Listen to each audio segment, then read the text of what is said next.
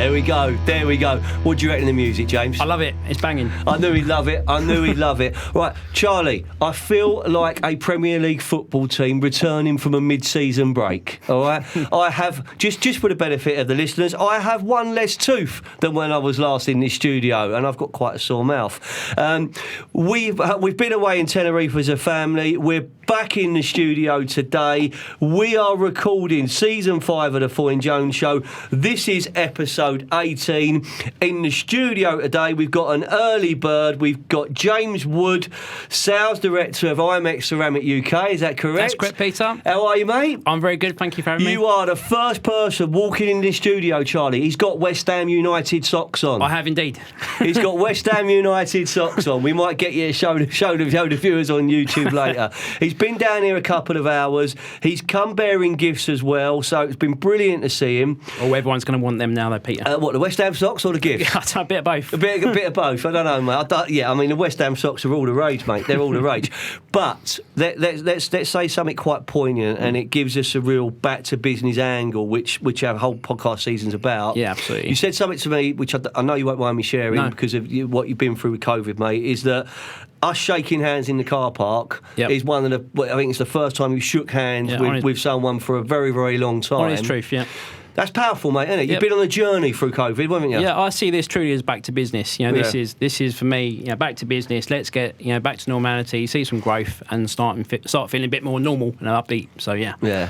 So and the family, they all good? Very good, thank you. Yeah, right. Very busy. Very anyone you want to say hello to? Because we Bart Murphy started this trend, and it's getting more and more popular. Really? Yeah, it's getting more and more popular. So in that camera there, I'd like to say hello to all the IMEX team, my friends, my family, my wife. Otherwise, she'd tell me off, and my little daughter Alila, who's a very busy girl at the moment. So hello. And perhaps if we get some time, we'll talk about what your daughter's up to, mate, because it's pretty inspiring. It's something that we were just talking on pre-show, and you were buzzing about what she's been up to, mate. It's unbelievable, mate. You should be so proud. Yeah, this is the first time me in front of a microphone, but seeing my daughter do it, on a regular basis, it scares the daylights out of me.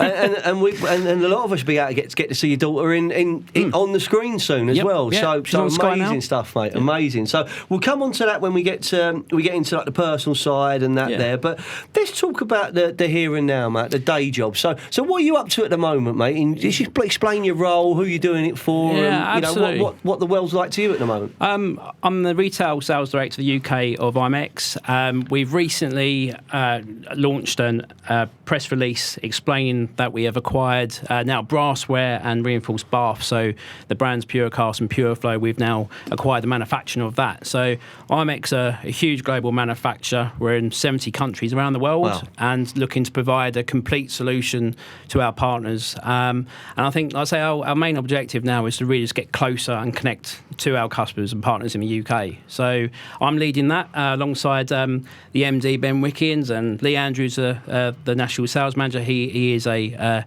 character. I'm sure many people know him. We're looking to build a team in the UK and push forward with it, really. And you've always, I mean, I've known you for many years, right? And we'll come on to the football angle and everything. But I'm a big believer, and I share this with everyone at any level, that personality, your passions, what gets you excited is what people remember. It's how you leave them. It's how you make them feel.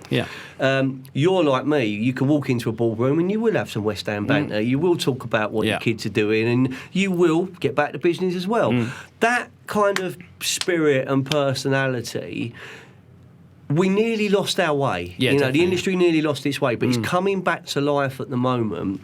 With your business hat on, as you're building those relationships, as you're growing a business, what's kind of the market? What does it feel like out there at the moment? I still think it's tough, it's challenging. I think people are still on the back of stock availability. Stock is getting better, shipping is starting to improve, so things are on the up. But ultimately, I'm seeing more customers want more value for money.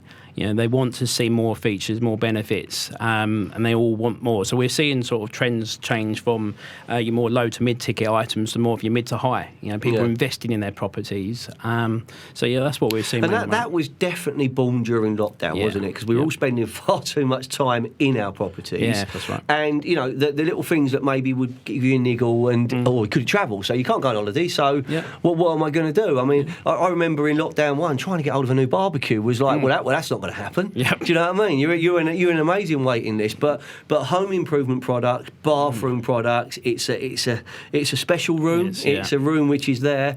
That demand. How's that demand coming from your customers? Because you're dealing with, I guess you're dealing with the nationals, dealing with the independents. Showroom, you've got a whole base of showrooms, haven't you? We deal with the independent merchant showroom. Our backgrounds, myself, the CEO, we all come from our own shops. We've all had independent shops ourselves. So I ultimately always think of what do I want a manufacturer to do for me? How are they going to benefit my business? Yeah. So I put myself back in the seat I used to be in, sort of 10, 20 years ago. So we're wanting to listen to our customers, find out what the demands are, find out what the trends are. But like I say, you do see across the country, everywhere is very different. It's there's lots of different things going in different parts of the country, and it's understanding from the customer. I think where we've had our challenges over the last few years, where we're building up in the UK, we've not had them connections to find out what is right for your business. So just so we get this right for listeners, your route to market is for independent showrooms, yeah? Yes, absolutely right. Okay, yeah. Cool, no worries. Yeah. So that's really powerful what you said then, because if you have been on the other side of the desk, you're turning the tables. You said something there which actually takes me back to when I set my recruitment business up. And one of the things I was looking for in a recruitment partner when I was a very young sales director for a builder's merchant was someone who could sit there and understand what I needed, perhaps in East London in a contracts manager, or someone in North London looking after my loft sales division, or whatever it was. It was someone who could understand that, and I thought it was missing to an extent, and that's where the Foyne Jones story began. You've got that nailed in a way. If you're surrounded by people who have had their own showrooms, had their own businesses, they understand the pressure points. You're, I guess, walking through the door talking a language that the owner understands, the decision maker understands, the person whose money it is understands. That must be powerful. It's really useful for me, especially as a manager now. But like I say, I used to spend my money and my time with those that used to come into my showroom that would take the time to understand my business and ask more about me and what works, and show an interest in my surroundings. And I think there's been too many instances over the years where representatives will want to sort of talk and say what they're doing, what they've got, and everything about them. I think you just need to take time to understand your customers, and that's where I find I want to sort of train more with the team that I work with, because that benefit me. That's how I created my bonds. So there needs to be more of that. There needs to be more understanding the people out there, rather than talking to them about what you're doing all the time. So, but that warmth and that personality and that ability to listen, someone's got to trust you enough to open up. They've got to trust you enough, and you've got to build that rapport and relationship. But if you have got that ability to listen and you're bringing a service in, that can only lead to great things. So here's a question for you, mate. How do you take like the DNA of James Wood, because you've got this ability, you've got this passion, you've got this learnt behaviour and these natural skills, charisma. Oh dear! All right, I'm going to slow it down in a minute because you're not that nice. No. But how do you take that out and give it to others in your team and inspire them to go out there and make the magic happen? You got to spend time with them. Yeah. You got to go out with the customers, with the people that you're working with. You got to just lead by example, and that training doesn't come any better than being out in the field with the customers and having just open conversations. It's not something I think you can train around a boardroom table. I think you need to be out there at the forefront and really sort of hone that home. Do you still enjoy that? I love it, absolutely love it. But the key strength I think for anyone that's going to be successful out in the marketplace is adaptability. You got to adapt your conversations and pitch with the business owner very differently than what you do with designers. Designers want to know about the product, they want training, and really last year when we had lockdown, something occurred to us as a manufacturer that we need to be able to enhance the customer service experience for our customer. And I'll never forget, I went to London, went to Harrods. I didn't buy anything in Harrods apart from a magic trick. But did you see my mate Mo? No, I didn't see Mo. No, I didn't. Normally got the foot. I mean, he still has the Fulham shirts on display. He was busy downstairs with the sushi. Okay, all right. He might have sold the club to Tony Carr, mate, but Fulham is still places. Yeah. But that man, honestly, when that man arrived at Fulham, I can't help myself. I'm going to have to share this story. We just got promoted 1997. Mickey Adams got us up at the old fourth division, old third division, but in our world, fourth division. We just got up. Shoestring team, do you know what I mean? But we got up first time in my life. Is that when you shared our stadium? What, mate? Do you share our stadium then? No, we've never shared your stadium, mate. Do you know what? Actually, we did play a couple of games there. Yeah. We played a couple of Coca-Cola Cup games there, mate. Yeah. I remember going. Now that was when the ground was falling down, and we were out of it for a few times. I remember we played a couple of Coca-Cola Cup games there, mate.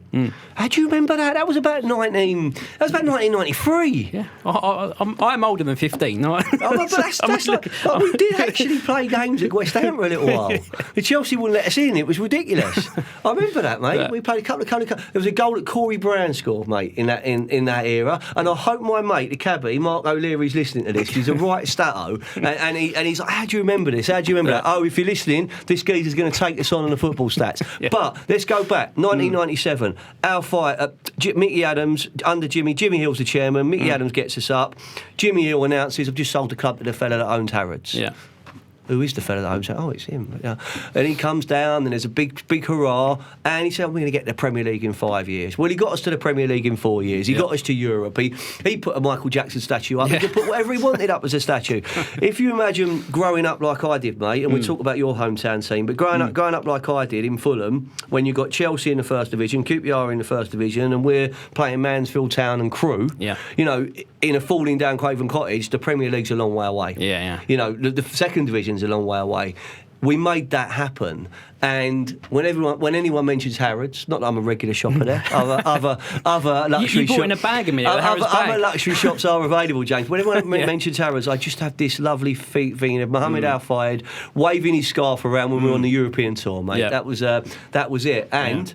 We'll come off football by saying we'll talk about the West Ham United European tour in the second half of the show, mate. So you went to Harrods and apparently you didn't buy nothing. No, I bought one magic trick, but what? A magic trick? Yeah, I did. I love a bit of magic. We love a bit of magic. But basically, something occurred to me when I was in there, and when I was speaking to my wife about why are we here, and it's the experience. It was the magic. It was the engagement. And this magician was showing me the trick, and I was showing me it, and it was a £10 brass cap. I'm thinking, oh my God, I would never buy a £10 brass cap in a shop. But he showed me it, he showed what it did, and I sort of, the penny dropped, and I thought, we have got to enhance the customer experience in the showrooms. How do we do that? How do we help our customers enhance their experience? And we basically we manufacture sanctuary furniture, and what we do before we go into production, everything is 3D printed and tested, and we look at it on the virtual screens to see how the product's going to look in the environment. So we thought, hang on, we've got this technology, we do this before production. How can we enhance and grow this post-production to benefit our customers and enhance their experience with their customers? So last year, lockdown, we're sitting around our tables and we're developing this software, and we're bringing it, and we launched it at KBB. So it's our virtual showroom experience. And what it is, it's a virtual showroom. It's showcasing all our products in all individual bays with the ability to see the full complexity of the ranges too. So our customers now, if they've got a small showroom, and there's independents there with not ample amounts of space, they can have like a touchscreen TV and explore their showroom. And then what we did, we developed it further with augmented reality. And then we thought, if touch wood, we're never going to lockdown again. But now we've got a way where our customers, the showrooms, can send a QR code for their customer to see the product in their own environment, in their own bathroom, before they invest and commit into the product. And now with displays and the showrooms back open, we're able to give QR codes and supporting tools with the displays. And how cool is it now where when you can sell your product, here's the bathroom suite, here's what it looks like, scan this QR code, take it home. You're enhancing and engaging that experience with their customer. So it's a completely free tool, and it's our way of giving back to our partners that invest into us and display and support our products. So it's just a way of enhancing and engaging with the customer. And no one's done it in the bathroom industry on sanctuary and furniture and anything at all. So it's just that's our priority in increasing how our customers can engage. What's been the reaction when because a couple of things you said there I think are absolutely spot on for the listeners, because you're saying that space is a premium. So everyone's fighting for a display. They're fighting for their bath in the window. They're fighting for they're fighting to get noticed. And I remember I was driving down Loweridge Road. road, and and I went past. Callum's is there, and you got everyone's there, and I went, wow, that's a lovely. It's bang, it's inspiring. Yeah. That's fantastic. I didn't go in it, I just noticed it. But then you're seeing some other showrooms, and I'm like, I feel a little bit like we're still in the 1970s here. And I've said this quite publicly. Yeah. We're still in the 1970s with a Sal banner on it, and Yeah. what you're talking about there is actually going that little step further. I've seen how powerful the virtual technology is. Don't get me wrong. Just on virtual, what Nathan does obviously with virtual worlds is a complete design solution for his customers. It's not anything to do with what we're talking about here. So I still recommend and that. Nathan's been on. Scott Curry, my business partner with Virtual 360 Tours, talking about just opening things up and letting people walk around. I think this is more. I think it brings me back to my business. This feels like it's an immersive experience. It is an immersive experience, and it brings me back to my shop and my showroom when I'm busy, I've not got time to design, and some businesses there are. But if I was to have a free tool like this, I'd be able to see it as a complete elevation of my business at a time until I can get to the point of bringing in designers and taking more design time. So it is just a way of being more immersive and more engaging. And I just think, I was in a showroom the other day, and the designer was showing their customer the product, and they're just not really sure as how it's going to look in our room. Don't know how it's going to look with that. And now, when you see them and say, well, just scan that and take it home and see what it's going to look like. Oh, wow, really? Yeah, let me show you. And I'll stand back and I think, wow, this is fantastic. This is brilliant. And, if I'm sure we're never going to another lockdown again, but touch wood, say we don't. But being able to remotely work with your customers, like we all did on Teams. I used to be a sales rep selling out of a catalogue. Yeah. You know what I mean? Or samples in my boot. Yeah, it's like an immersive catalogue, where it's the days of flicking through pages of brochure which you've got. You think, okay, well, do you want to flick through pages of brochure, or do you want to actually virtually look around the showroom, see the products, then put it in your room? I was a really good young builder's merchant rep, right? I used to love it. I used to love the customers, getting out and about, calling on sites. Yeah. But I terror would come over me if someone mentioned like kitchen, bathroom, window. I'm like, oh no, no, I've got to get the book out. Now I've got to show them what we might have, and then and all of that. And you always get over it because I was clever enough to realise that there were good people that I could bring out to site with me, or I could ring them up and get help. And a joint call with a couple of, with a special breakfast number 2 with the fella from the showroom and the punter. Bang, the magic happens. Yeah. But now, if I look at the world now, and you look at the power of social, you look at the power of virtual. Yeah. It's fantastic to see a business like you and a sales director saying like, we are going to offer a different experience. We want to be seen as different. We want to be doing something which gets us remembered. I did a video. I've got a studio in the back of our garden, and I did a green screen video. Of course you have. only recently. But I did a green screen video just with me in the virtual showroom, showing how it works and giving an explanation on it. And I actually think the blooper reel might get more views than that at the moment, because it was quite funny to do. But I admire the videos in the industry. I said to you before we came on, being able to watch videos in lockdown last year was a massive thing for me to stay connected to the industry that I love, and being connected to it. And videos are the most engaging thing out there, and it's something I want to do a lot more of. Yeah. And more importantly, I want to do it with our customers. I want to be able to interview our customers. Do you know what? That's really. I mean, one of the biggest compliments I've had recently is that a couple of the guests who've been on this season, big brands, big guests. I mean, you've listened to episodes, but they've got in touch with Charlie and I, and they've said, look, we want to come back next time, but we want to bring our customer. We want to bring a stockist. We want to bring one of our team. It's a partnership. And I'm wow. Yeah. Do you know? Because I think what happens is the movement becomes more and more, and if you're consistent, away you go. And I'm going to tell you something this morning, and it just shows you how it's around us all the time. So I was getting ready today, I was talking to my wife, and GMTV was on. And I wasn't really watching it was just kind of on. Yeah. And they had Britain's biggest TikToker on. Yeah. Young girl, Holly H. I've never heard of her before this morning, to be fair. I'm not really down with TikTok that much. But she's earning 60 grand a video. Yeah. She's up there with Ant and Dec and the pop stars, and she's doing it. And she's really, I thought, who's this going to be? You know what I mean? And she was really down to her, really nice, and I thought, wow, and she said she started doing videos, and she started doing it because she was anxious, she was quite an introvert child, or introvert teenager, didn't want to go out and dance out and whatever, so it begun in her bedroom, and she's making millions, and she's like in her 20s, and you're going, Wow. So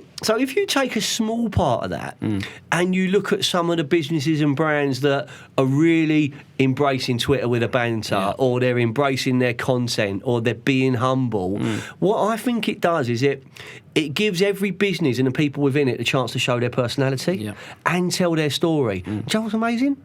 It costs absolutely nothing other than time. No, that's the time, and that's what we're aware of. It's having the people in place, the infrastructure, and the time to be able to. You need a Charlie Hula. Yeah, Charlie. You need a Charlie. Start on Monday. He's smiling away. Here we go. Honestly, you talk about the youth today. The boy writes music. He performs in a band. He's going on tour. He edits podcasts. He runs the AV and the media stuff here. And you're going, how old are you? 48? No, I'm like 23. What how old are you? 24? You're 25 now? Oh, he's 25. All right, so mid-20s. Oh, and he'll throw in a little bit. Oh, yeah. When I was in university, I went to Miami or LA. LA. Of course you did, Charlie. I did an internship in LA with the rap stars. Do you know what I mean? It's like, but that's. I don't know how all of this works that well. No. So you surround yourself around with good people. Yeah. It does feel that you've got a great team in your business. You love it, don't you? Team is key. You got to surround yourself. You said to me a few weeks ago that it's like a family. Yeah, it is. Yes. Did you mean that? I did. Yeah, I seriously did. And the thing is now, I think when we say, the factory, when we talk about the factory, if you ever hear me say IMEX over IMEX, we've got American partners. They all say IMEX. Yeah. And it's like the IKEA and IKEA. We say IKEA because we're English and say IKEA. Their pronunciation IKEA. So, but Nike, that's another one. Yeah, exactly the same thing. But what we've IMEX as a global manufacturer, we're now connected to America, South Africa, all around the world, and we've gone from having our products distributed by the previous distributor to now being in the UK as us as IMEX, and now we are not just a family in our UK head office, but we're connected to people around the world, and I love it. Absolutely love it. But you have got to surround yourself with people that you trust, and I've got people that work with me that I've been to nursery school with. Since one guy. Still get on? Yeah, shout out to Ben Baker. Hello, Ben Baker. Did he behave at nursery school? Yeah. No, I stole his milk. Apparently. Oh mate. Yeah. But he's never forgiven you for that. But you got to lay down the foundation early. He's got a chart. He's never forgiven you for that. You got to lay down the foundation. You put the marker down early, mate. You've done this. Hierarchy. Exactly right. So, but no, I've got some great people to work with, but it is a team thing, and now with the influx of 30, 40 new employees in a period of 30 days, we're going to have a serious team in the UK moving forward. So, it is, you got to keep it fun. Yeah. You've got to keep it fun, and Lee Andrews' job description is basically keep it fun. Head of fun. Yeah, head of fun. Yeah. So I mean, he fit right in with the Foyne Jones team, mate. You love him, if that's the run, I mean. But do you know what? This is something again which we talk about a lot. The world can be boring. There's a relentless hamster wheel of we do this, we do that, we do that, we exist. Actually, taking a step back and just making things fun and smiling and enjoying it.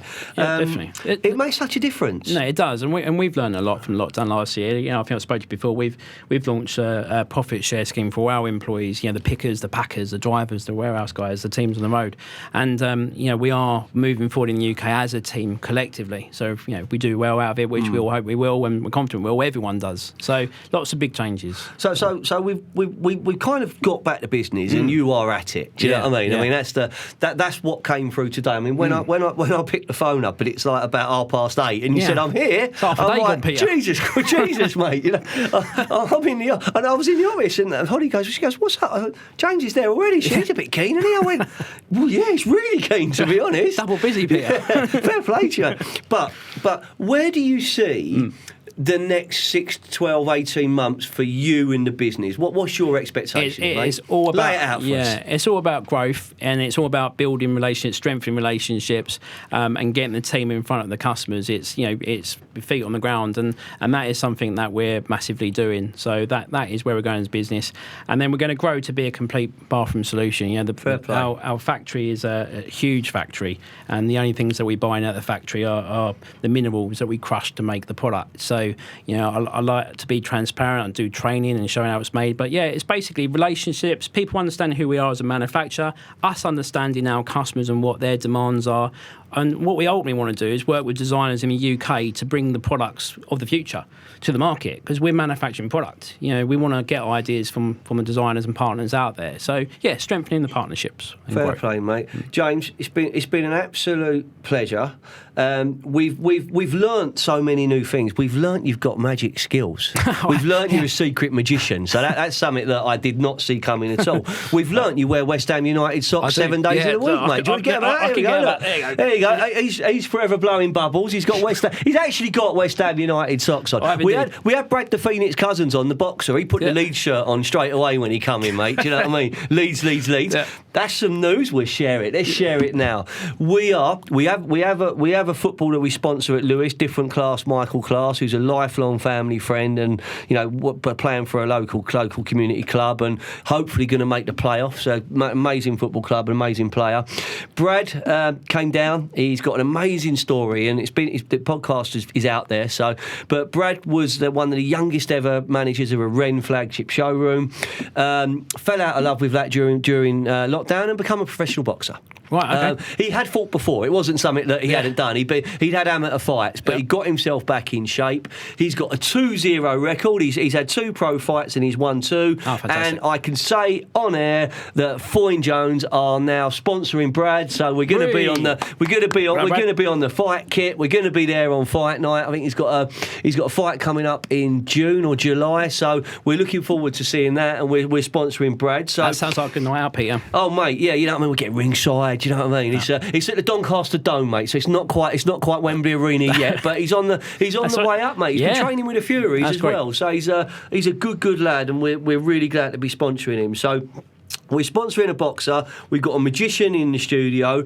When we come back for the second half of the show, Charlie, we're going to talk about James away from work. We're going to talk about your family a little bit more. Yep. We're going to be talking about your love of football, which involves a hometown club and then your real team. Yes. All right? And we'll throw some Fulham banter in that as well. And then what I'd love to do, James, if you'd be so kind, is I'd like to take you back in your journey to when you were a 16, 17-year-old starting your career, and see if we can give some advice and inspiration to our stars in the future. Yeah, that's great. Enjoying yourself? Yeah, I love it. Absolutely loving it. This is the Foyne Jones experience. There you go.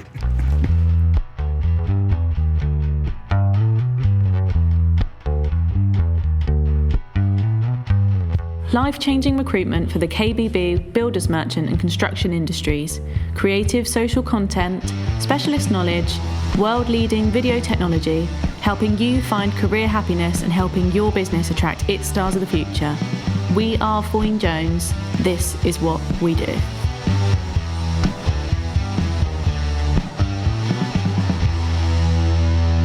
Okay, so back in the studio, James Wood. That was a great half of the podcast, to be fair. It's amazing with these episodes that, people are getting a feel for what we're about now. We're on season 5, and then every time someone comes into the studio, they bring something special, they bring something different. So we're gonna focus now away from the day job, and we're gonna talk about you as a person.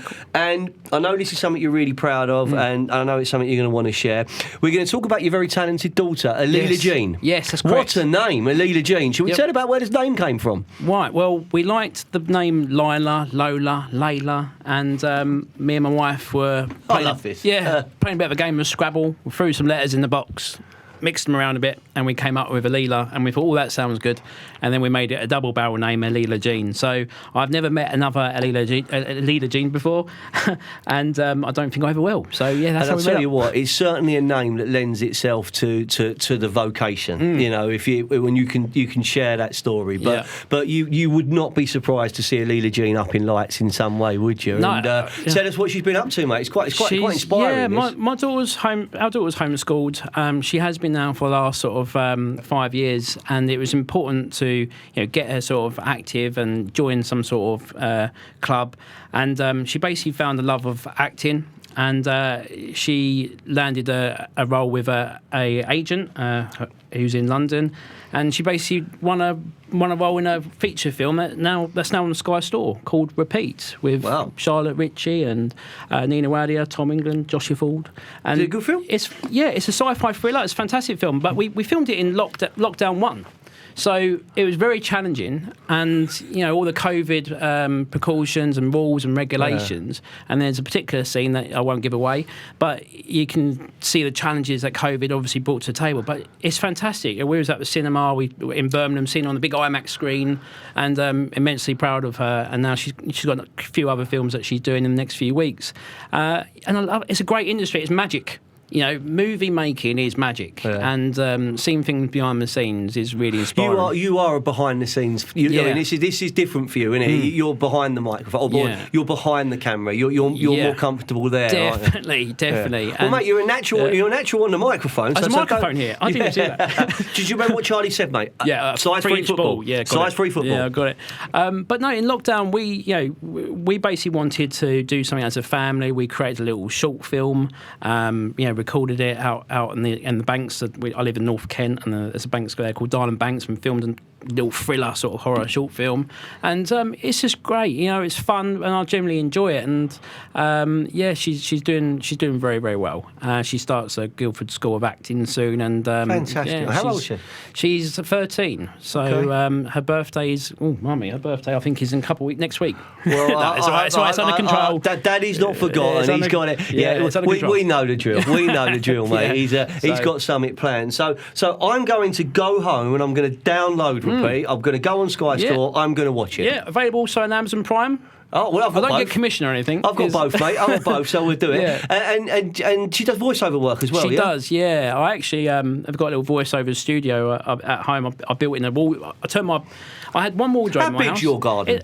This. I'm in a small house, and I have very, very few areas that I can call my own hence no more kids. So I basically turned my wardrobe into a recording studio and soundproofed it all out in lockdown 1. And she had a few voiceover tapes for animations and all sorts of things, really cool things.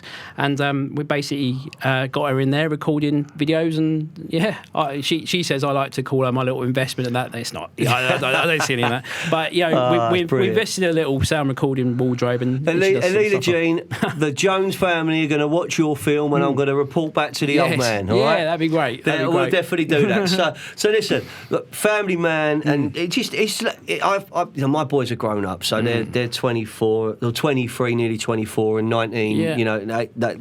Nearly 20, and I've been on that parenting journey, and the relationships are different now, but we were lucky that last week we all went to Tenerife together. Yeah, right? So, you had a good time. Yeah, it was brilliant, mate. We was in the north of the island, Porto de la Cruz, so we were in the grown-up part, not Las Americas, but the boys were jumping in sherbets and they were going out to Las Americas. And they're like, it's a bit further than we thought. I said, it was about an hour away, mate. Yeah. It's not like, it's not sort of just jumping in and going into town, but we had a really, really nice time. The weather was kind to us, and it was lovely. And you talk about COVID, that's the first time I've been in an airport and in the departure lounge since my eldest son lived in Barcelona, which was December 2019. Wow. So I've not been, so it was, all the things that used to frustrate me, I didn't care, I loved it. Yeah, I don't mind the queue, I'm not speedy boarding, I'm just going to wait patiently, I don't mind.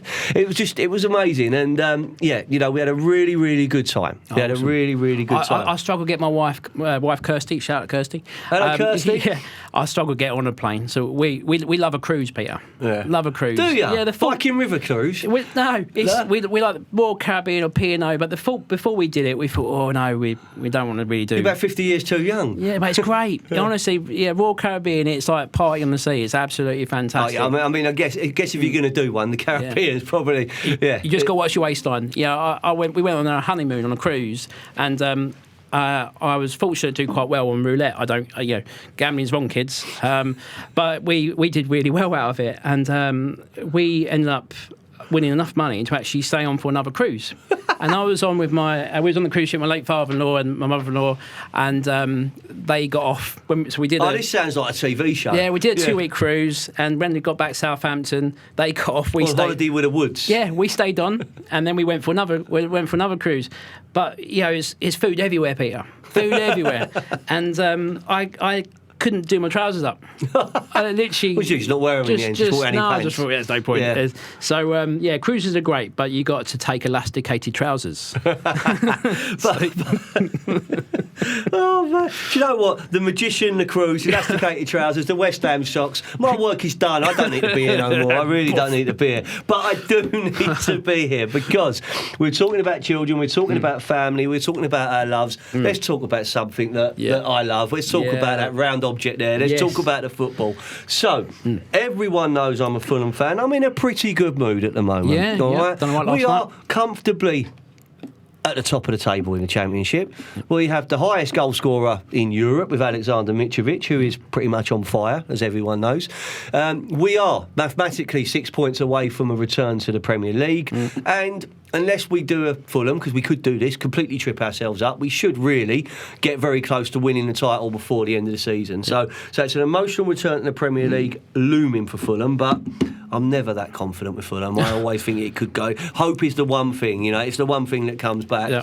We're going to talk about your football, because you've got a hometown club in Kent, which are very close to you, but you've got a love to the claret and blue, the boys from the bowling ground, West Ham United. So I absolutely love West Ham. Let's talk about your football journey, mate. Where's it all come from for you? No one in my family support West Ham, and I just remember when I was a kid, they used to have these football cards. Yep, football cards, and basically they're just flicking through, and I literally saw a player with a kit on, and I thought, oh, that's a cool kit, and it was the old claret with the big blue tick. The Admiral one. The Martin Allen days. The Admiral one, yeah. Yeah, and I just loved the kit. He's your mate, isn't he, Martin? Yeah, Martin Allen. Yeah, you and him are pals. We are pals, yeah. We had our streak the other week. And I got into football then, and then I was in the Bobby Moore Upper, and that's where I used to watch our games, and I just love it. I just absolutely love it. There's just this real nice family warmth of West Ham, and it's when we moved stadium, I was one of those that I thought, oh no, because I liked going to the bowling, going to the pub before the game. It was just a nice atmosphere. I mean, I've seen Fulham lose at the bowling more times than not, but I've seen us win there once as well. And do you know what? We won there the first season we come up, when like Sylvain Leguinski and Saha and Howes and that were playing, and we won. We actually won there. I remember watching Berbatov's first game at Fulham, and they just beat him up. How did that still happen? No one knows. No one knows. But it was an amazing period. I mean, as I said this before, he didn't sign for Fulham. He signed for Martin Yole. Yeah. It was Martin Yole said, "Will you come and play for me?" And he just came. But I remember like James Collins and I think it was Anton Ferdinand just beat him up. And he didn't get in the game. But the one thing I always remember, and we used to get the train to Plaistow, right? We used to go in the Victoria Tavern in Plaistow near the station, and you could do that as a Fulham fan, because I ain't got a Chelsea shirt on. I'm not a Millwall fan, so they kind of quite like you. So we was in there with the locals, and it was pretty industrial there, but I really liked it, and that just become where I would go. So I'd get off at Plaistow, I'd go to Victoria Tavern, go to the game, and it was just a real old school football experience. Do you prefer a home game or away game? Away games all day long. Definitely. That's I don't even enjoy the football that much. I like the day. I just love an away game. You go to the service station, you see one of yours, and you're like, we're on tour. I love an away game. So I've been on trains and missed the stops. I mean, the stories I've got over the years following Fulham they're absolutely surreal. I mean, my highlight of a journey is when we were in Costa del Sol and Fulham were playing in Europe, and it was volcanic dust, right? So I drove to Madrid. Got a flight, an Air Berlin flight from Madrid to Mallorca. We nearly got grounded in Mallorca, but then we got the transfer from Mallorca to Hamburg. Nice. And we basically made the semi-final when Fulham beat Hamburg, and it was there. And that final, mate, we were like 90 seconds away from a penalty shootout. Forlan, Aguero, they were just a little bit too good for us. Yeah. I was taken to West Ham not long ago by Ben, who I work with, and we was on the train going there. I thought, God, Ben, it's a bit quiet around here. Really, really quiet here, mate. And it was Billy Bonds, the stand opening. Billy Bonds, he was there to open it up and do it all properly. And we got there, still quiet. Mate, it's really quiet. You sure? We got there. It was like 5 hours. The evening kick-off. We got 5 hours. 5 hours there too early, and then you got a bit of this. You're previous. We like to be. I keep saying to the team, you got to get up. You must have had a good drink. You must have had a good drink before kick-off, mate. Do you remember the game? That was the thing. I remember sitting by the stadium wall opposite a pulled pork stand with lots of beer, and I can't really remember much of the day of the game. Yeah. It was a great experience. We love it. We had fun. Pie mash. So good then. So with West Ham then, mate. So on the West Ham journey, who's the standout player for you? Declan Rice all day long. Now, so you're going Declan. I mean, he does look like a Rolls Royce. If you're talking back in the day, I used to love Joey Cole. Yeah, I used to love Julian Dix. And I think when you see Dixie going for a tackle, you know you're in trouble. Terminator. And the penalties that he used to crack home. He used to give him a whack, didn't he? Yeah, I loved it. That whole era. I used to get the chicken run up, didn't he, when he used to bomb down there? It was great. So that he was one that really got me. So Julian Dix, boyhood hero. Yeah. And here and now, or the modern game, Declan Rice. Declan Rice all day long, leader of men. Leader of our country in the future. I would actually, and I think Charlie would agree. I think he's a definite England captain. Just when he's got the ball, you just feel at ease. Yeah. So Declan Rice. There's people that and I always judge players like that. In the big games, the big players get better, don't they? And he stands up. Yeah. He stands up and be counted. And I have to say, only on the telly box. I wasn't there at all. But I watched the last European match, mate, and I got emotional. Yeah, and I agree with you. I thought it was awful that you left the bowling. But if you can have nights like that, that's why my wife Kirsty, she I love her bits. Hello, Kirsty. She got me the Legends tour because I still needed to convince him the stadium. I just sort of didn't feel at home myself as a fan, and I was toured around the stadium by Martin Allen, who's absolutely just hysterical. Your best mate. Great, my best mate Martin, yeah. Apart from your mate in nursery, don't forget him. Yeah, Ben's right, he's okay. But you wouldn't nick Julian Dix's milk, would you? No, absolutely not, no. But we're touring around the stadium. You can have mine, Julian, there you go. There you go. I mean, he's a listener to the show, Is so he? it's That's all right. Hello, Julian. And I was touring around the stadium, and we were showing a room. Mark Noble's got his own room. It's Noble's room. And of course, yes. Yeah, cool. And it's just like there's this real nice family. It's been created as a family atmosphere. There's lots of nice pictures on the wall. There's people got their own space, and it just generally feels like West Ham now. So really enjoying being there, and the stadium is fantastic. The atmosphere is just phenomenal. And you've got a soft spot for Gillingham as well. I've got your hometown, hometown Gillingham. My late father-in-law was he was the commercial manager there, and I started off Gillingham as like a Saturday job on the turnstiles, and I used to do the tours of the stadium, and that's what I used to do. And there's a funny story actually about Kevin Keegan.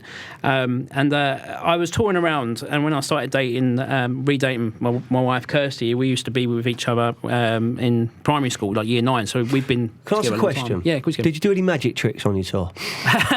No. No, okay. No, I didn't. No. Had you not discovered your magician skills? No, I didn't discover my talent. Okay. Right, I was untapped, Peter. Yeah, oh mate, all that wasted years. Yeah, but no, magic circle. I remember being there. I used to cross paths with at this time this guy Nick, to then realise that he was going to be my father-in-law, and I remember him turning around and saying to me, "You're dating my daughter." I thought, so I got to love my home team, and like I say, it's.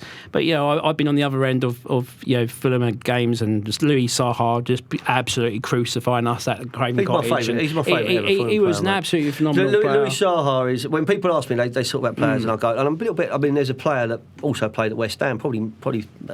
He's a Fulham kid, Tony Gow, but he's very. He's probably more famous for his time at West Ham, and he won the league at Blackburn. But Tony Gow played the same position as me when I was growing up. So Tony Gow was like when I'm asked, I say Tony Gow, and then I go Louis Saha. Do you know what I mean? Because he was just unplayable. He was great. John Tagada said he was unplayable. He was great. And quite rightly he went on to Man United. When they're that good, they have to go. He was on fire. We've got a young lad, Fabio Carvalho. Like he will go over to play Liverpool like Harvey Elliott did, and he'll be really successful. Yeah. He's an amazing player. If I'm brutally selfish, brutally honest, do we need Fabio Carvalho to stay in the Premier League? No, because we won't be attacking as much. So he'll move on. But then if I go through, then after Saha, then Ryan Sessegnon, because him and his twin brother Stephen had been at Fulham since they were kids, and he broke through and played 150 games for us before he was 18, and Sessegnon's special, but right now there's only one player for me, and he's on fire, and that's it. So you do have your players, mate. But I think it's nice. I mean, Fulham are my local team. I went to school in Fulham. My family's from Fulham. My missus' family from Fulham. They're half Chelsea. We don't talk about that. Yeah. But I grew up, mate. Seriously, I grew up on Fulham Road. Lancaster Court, which is opposite Fulham Court, between Fulham Fire Station, Fulham Police Station. Standing on my nan's top floor, third floor flat, out the window, could hear the shed singing Carefree. I was nearer to Stamford Bridge, but my granddad loved Johnny Haynes. He took me to Fulham. I'm a Fulham fan, and it kind of sticks with you. Yeah. It's so interesting that your love of West Ham is because you went through the Panini stickers and you like the kit. Yeah, that was right. That's how that's not the West Ham way. It's always like, I've been going since I was 2. My old man took me, my uncle took me. We go to this pub. It's literally I was like 7. I think I was 7 or 8 and just flicking through, and that's when I just fell in love with him. But just mention on Kevin Keegan and Ray. What's Ray Wilkinson, isn't it? Ray Wilkins. Yeah, Ray Wilkins. God bless his soul. Yes. So I was touring. This is at Priestfield. I was touring the mascots around, and there was loads of mascots from Fulham, and I was touring everyone around, and I had the responsibility on this occasion to go into the away changing rooms, and I've never had away mascots before. Did you have elasticated trousers on? Was you no, I was like 15, something like that. 15, 16, I was touring around the pre-cruise ships. Yeah, pre-cruise ships. Okay. Yeah, 28-inch waist back in the day. And I said, I went into the home fans, and I always have to check. I have to do the I can't say it on air, but I have to do the something check when I go in the changing rooms, make sure the players are, let's say, dressed. And then I took the away mascots into the Fulham change room, and I never knew that the change room was so, like, literally probably the same size as this room, but with 20 guys in there. And Keegan, they don't look after the away teams, mate. No, they don't. And Keegan grabbed me by the scruff of my neck, took me outside the change room, and basically shouted me like, "What are you doing, bringing these people here?"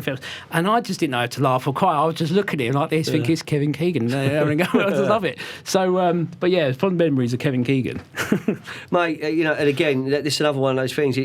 I had to pinch myself when Al Fayed said, the new director of football's Kevin Keegan, and and the new manager's Kevin Keegan, and he done so well, got promoted, he got himself the England job. And if you read his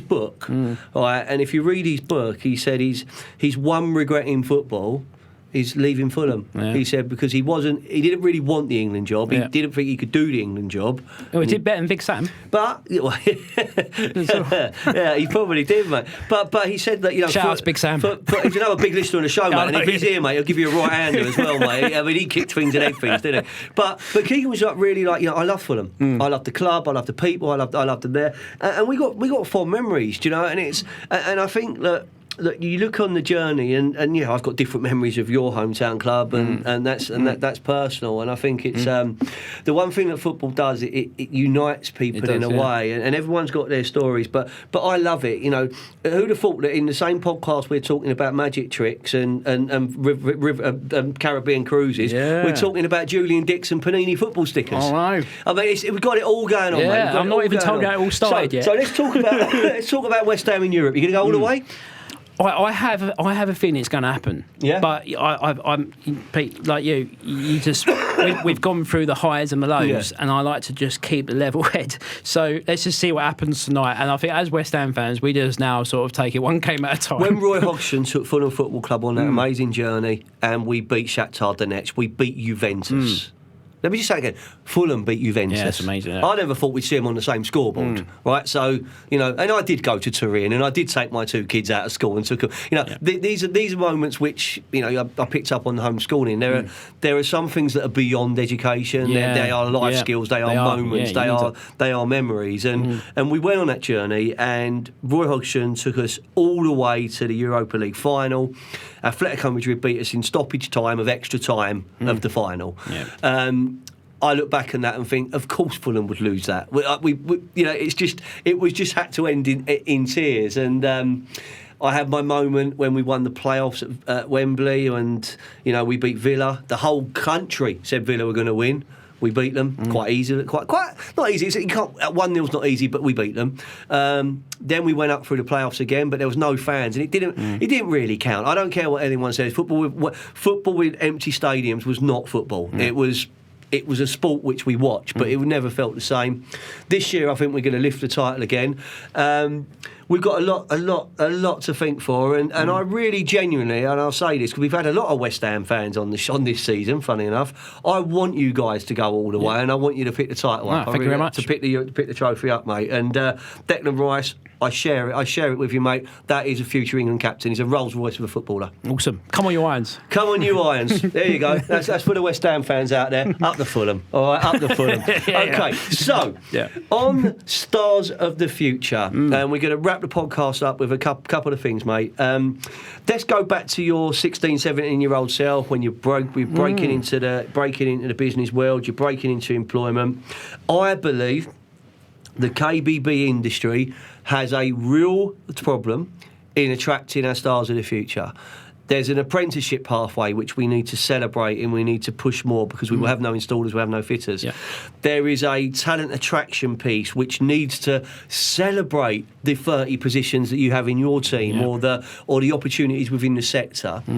What sort of inspiration can you give to people reflecting on your journey to a school, college, Unilever, to maybe there's someone at school who don't really enjoy school but wants to do something? Because I think there's talent out there that we need to attract into our sector. Yeah, I'll go back to how I sort of started in the industry really, and what I found really useful is working with work experience with tilers, work experience with plumbers, work experience with bathroom fitting, just getting experience. I wasn't set to go into the KBB industry. I was actually going into the Navy, and I went from that to basically just asking questions and see why you like cruises. Yeah, well, that's the thing. Submarines are underwater though, so it's a little bit different. I've got a mate who's a nuclear submarine. Oh yeah. I was going into. I told you, didn't I? I told you. Astute class submarines. That's what I was going into. But what I did, I went from that to basically just knocking on doors. Yeah. And I think what I would say to people out in the colleges, universities, get yourself out there, work with plumbers mates. Do a Saturday. Just get yourself sort of involved in your surroundings. I saw a post on LinkedIn the other day, with designers that are tiling, their own displays and put their own products up. I think people have got to get out of their comfort zone. That's what they've got to do. Get out of comfort zone. Philippa, from the editor of the KBB News, she lives in Brighton. Yeah, she helped me out recently. She was one of our guests, right? She was one of our guests, Philippa. Great podcast. Yeah. Real fun podcast. And she was talking about when she had work experience and she got turned down from Take a Break magazine. Right. They turned her down. Yep. She's like, how dare you? I've been turned down I've been turned down from Take a Break. So she said, well, I'm going to show you, I'm going to get work experience with Vogue. And she got work experience with Vogue. Yeah. What got that was her. There wasn't a scientific formula. There wasn't a key to success. It was sheer determination. Yeah. And she looks back on that and goes, that begun her career in journalism. It was that work experience. Yeah. So that's what you're saying. Get amongst it. Go and make it happen. You got to get amongst it. And I think it depends what you want to do. Do you want to go out? I started off opening my own shop and doing that, or do you want to go into the manufacturing? You got sort of. I think people need to be in that sort of mindset of, do they want to be taught and trained, or do they want to sort of take bull by the horns and do it themselves? And I think once you know what path you want, do you want to be nurtured or do you want to lead? You can then make your decisions, but you've got to just be comfortable about being uncomfortable. Yeah. That's the key thing. You've got to do things that you're not used to doing. Do you know what, mate? Alex Cooper said that. Alex Cooper, Alex? I know Alex. He's helped me out my own bathroom. He's a tall bloke, isn't he? He's a very big bloke. Yeah, I mean, I'm 6'2". I don't look up to many people, but I mean, I've got a photo of me and him here, and I'm like pointing up at him. He's up there somewhere. I really like Alex. Great guy. He helped me out with my All Right Bronze bath screen. Shout out to Alex. He's a big fan of the show, mate. And you know what?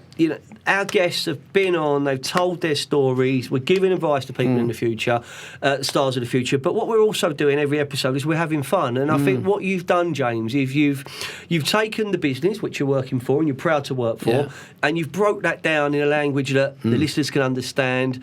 You've explained your role. Okay, we all want to be part of this immersive experience. Yeah. We all want to feel good about what we're buying. Yeah. There is definitely a passion there to support your partners, support your stockists, support your customers. Yeah. What's your closing message, mate, to wrap things up? I think my closing message is, I think having the opportunity to talk to the partners in the UK to explain who we are as a manufacturer, and for us to have the opportunity to understand your business better so we can present how we can benefit your business, because there's some huge benefits there. It's us having the opportunity to be able to discover them together.